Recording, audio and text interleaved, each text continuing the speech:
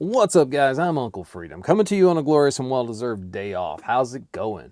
Hey, man, I want to thank you guys so much for all the liking, subscribing, and sharing and commenting. Keep doing it because we're beating the algorithm into submission because I constantly see things now where people are like, dude, I've never seen you, and you showed up in my feed.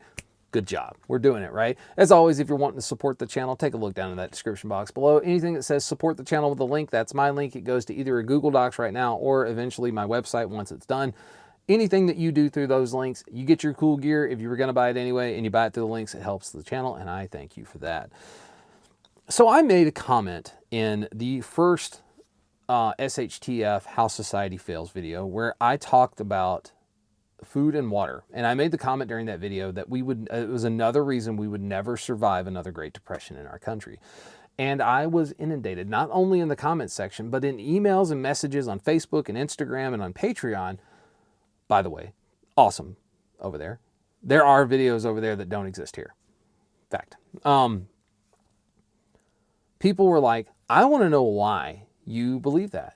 Because everybody believes the cookie cutter just-in-time delivery system is the reason we would never survive that. And that's not at all the reason we wouldn't survive it. But I'm going to tell you my top 10 reasons why we would never survive another Great Depression as we are now. So buckle up, Buttercup. Let's do this. Number one, we are more densely populated right now than we have ever been. So that means we have tons more people competing for the same resources and actually fewer resources because we don't have the same cropland and all this other stuff as we used to. People look at places like the Midwest and like, man, it's just covered in crops. What if I told you like 80% of the corn that we grow in the Midwest is used to make ethanol or to feed cattle? And what if I told you most of the soybeans that we produce are shipped overseas to China? That hurts your rendition of how this works a little bit? Yeah, it's kind of a joke. Like, we are so densely populated and we have kind of moved agriculture from providing for our local population to providing for masses in other places by shipping the stuff away. We have more people than ever competing for the same or less finite resources. So yeah, that's problem one. Problem two is going to be that skills, traditions, and even recipes are rarely passed down. Even the adults in my generation, I'm a 40-year-old man, depending on whose scale you look at, I'm either Gen X or like a millennial, which I completely reject your opinion that I'm a millennial. I've heard it referred to as Xennials, whatever. I grew up without the internet, right? Like, I'm older than Google. Even my generation, we are 2 generations removed from any real form of hardship in America. So we have no idea, right? I have no freaking idea what it was like to live through the Great Depression. Neither do you. And the people that can tell us and help us don't exist anymore. So yeah, skills, traditions, and even recipes are rarely passed down at all. Like, they just don't exist. I have a family recipe book. It's one of my pride and joys. But that's a rarity.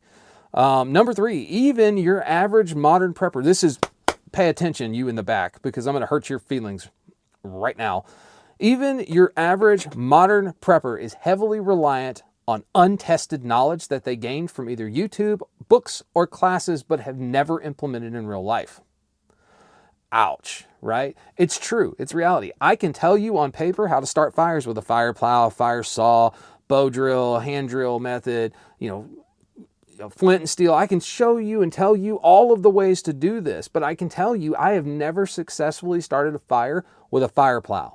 I have made approximately 2 fires with a fire saw. I can make bow drill fires all day long. I suck at hand drills. But the fact that I know how to do it and I've never successfully done it before tells me that I'm reliant on knowledge I have, but I don't actually have the tested capability to do it. And that's the biggest pitfall we've got in this country right now. Even gun guys, gun training guys. Yeah, we're clear. This is still my Gen 322 with the Mod Light PL 350 G2. Even gun guys, we are all constantly testing ourselves out to become more proficient shooters, but the amount of people that have been in real gunfights is far less people than are out on the range doing this. We are functionally relying on information and skill sets that we've practiced, but we've never had to use. Ouch, right? I told you I was going to hurt your feelings. All right, so the next one that's probably going to hurt somebody else's feelings, and this is just reality, so I don't care if it hurts your feelings because facts don't care about your feelings, bro. Number 4, as a society, we used to build things, man. Almost every male had some form of carpentry, mechanical, and like harvesting knowledge, right? It was just common knowledge that existed during the Great Depression time. People knew how to build things, maintain things, harvest animals and game and food. They knew how to do it. That also meant that most of the females, I don't care how you feel about the traditional female role, this is not the place for you to vent at me about that. I'm speaking to history, so get over yourself. Females all had a basic understanding of how to mend and make clothing, as well as how to preserve food and create meals from scratch. Let that sink in. That's a rarity nowadays. Like, that woman doesn't exist, and those dudes rarely exist at all. We failed. We didn't pass down those skills, man. We didn't do it. That's our fault, man. We turned our back on tradition in favor of new shiny stuff, right? Why do I need to know how to do that? I can just Google it on my phone. What if this doesn't Google anymore? Sure, you've got it in a million different magazines, but what did I just tell you in the point before that? You're relying on untested knowledge because you've never physically done it. Number 5, society as a whole is very long on the fantasy about what they would do and extremely short on experience. This goes really great with those other two. Even the people that know how to do things have rarely experienced the kind of turmoil or strife that would come with the world we're discussing. A real Great Depression, you think about it. We're talking about people that one day had everything that the next day had nothing. You're talking about boiling your boot leather in order to not die. People freezing to death in their homes because they can't afford to have the furnace on. You've never experienced that. Maybe you've had, I grew up kind of poor, so I lived on beans and cornbread, and like, you learn how to make things go a long way. But as a whole, we're really, really attached to the fantasy of what we would do with all of our cool, shiny stuff and like our handguns, or, you know, our other handguns, how we're gonna just guns akimbo some stuff and we're gonna do the thing. We're really strong on that and we're cool on the fantasy, but we have very little experience in the actual realm. It's a hard fact, man, but it's real life. Number 6, we are no longer the resilient population, the resilient problem-solving population. We're not, right? We used to solve problems constantly. We are talking about a population that right now can let something as small as a tire going flat completely derail their entire freaking day. I'm looking at you people that don't know how to change your own tire. How do you not know how to change? It is freaking simple mechanical knowledge. Hell, even plugging a tire. Simple mechanical knowledge. You'd be amazed how many people don't even know they have a spare tire. So think about that. Just rattle that around in your brain for just a second. We used to be a resilient problem-solving population, meaning like, holy crap, this didn't work. And we became, the ingenuity was off the charts. We made things work. We all need a goober from Andy Griffith that can fix my freaking truck with somebody's belt. All right? But it's not a real thing. We've lost that ability because you know why we don't have to solve problems anymore? Because I have the internet in my hand.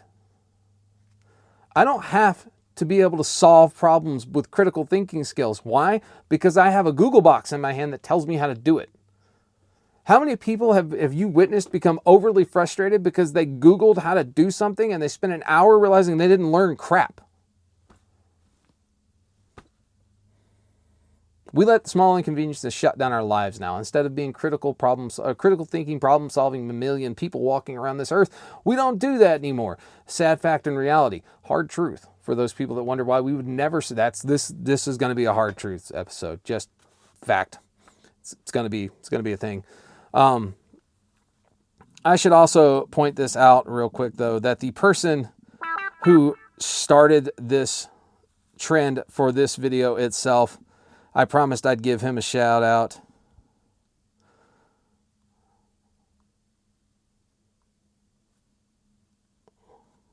Man, this took longer than I thought. More for less. At More for Less. Here's your video, bro.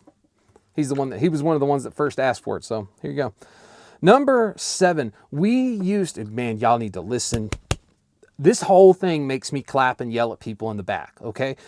We used to know our neighbors.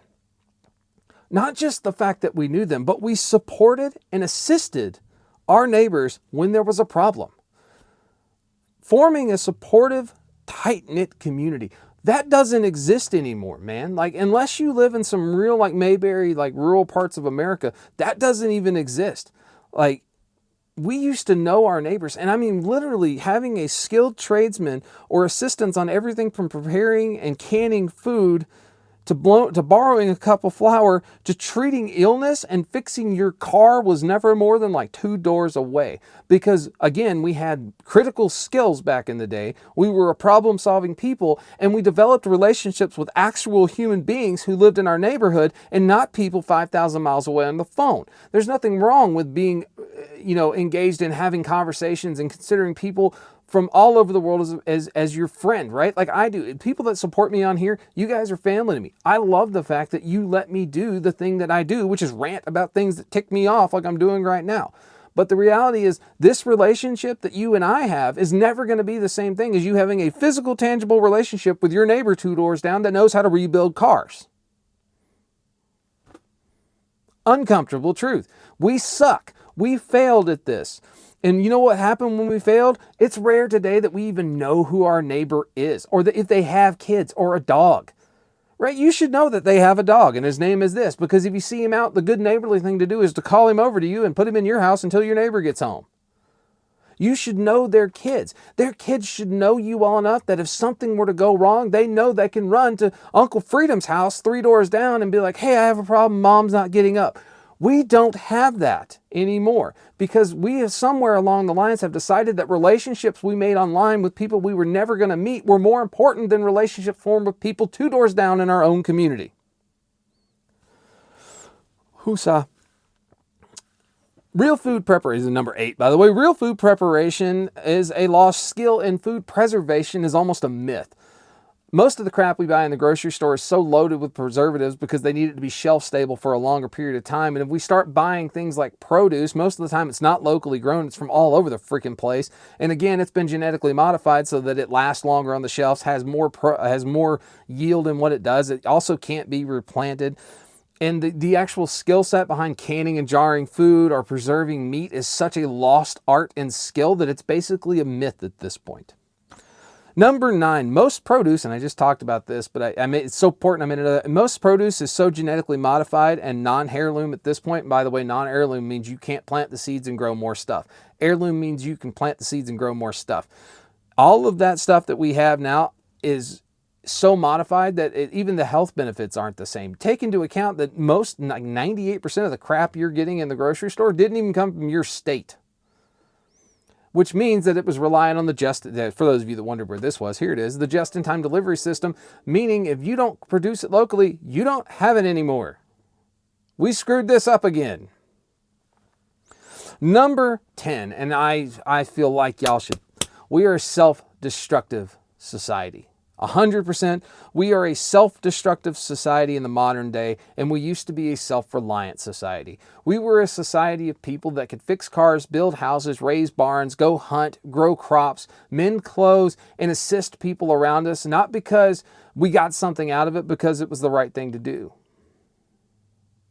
We are now a self-destructive society that will find reasons to pick fights with people. We have families breaking up over a freaking presidential election. I'm being serious. Have you seen this crap on the internet? People are literally splitting off from their family who is their ride or die in their corner because their daddy likes Trump and they were worried about Harris. Are you serious? Are you high? What is wrong with you? Holy crap. We're self-destructive to our own detriment and to our own means. We are the biggest enemy we have is ourselves. Period. End of discussion. That's how it works. Uncomfortable truth. Like it, don't like it. I don't care. That's a fact. Get over yourself. Here's the thing. If you don't believe that that's a fact, you're probably a part of the problem. Bonus point number 1, and I feel like you need to hear me, is we're addicted. We're addicted to everything. Drugs, meds, alcohol, nicotine, food, junk food, Little Debbie's, all the Little Debbie's, whatever, fast food. We're addicted. But you know what we're addicted to more than anything else on the planet? Acceptance. Somewhere along the lines in our country, we decided that being an individual and being good at things individually and bringing something to your community as an individual wasn't important, and it was more important to be like everybody else, to be a garden variety stamped out. There's another suburbanite, another suburbanite. We decided that was more important than it was to be an individual with individual skills. We are so addicted to being accepted by people that people's entire personality is based off of their follower count on freaking Instagram. Think about that. We screwed this up. It's okay that we screwed it up, but now you know, fix it, do better. And last but not least, and this one just, I wasn't going to include this one, but I feel like it's important because me coming from a mechanical background, I had a grandfather who was a master tech. Like, I grew up working on cars. This still pisses me off to this day. And that is that modern vehicles are all but unserviceable by even people with mechanical skill sets, right? Like the one that always sticks out to me is the North Star 32 valve V8 by Cadillac. You had to take the freaking intake manifold off that damn thing to get to the starter.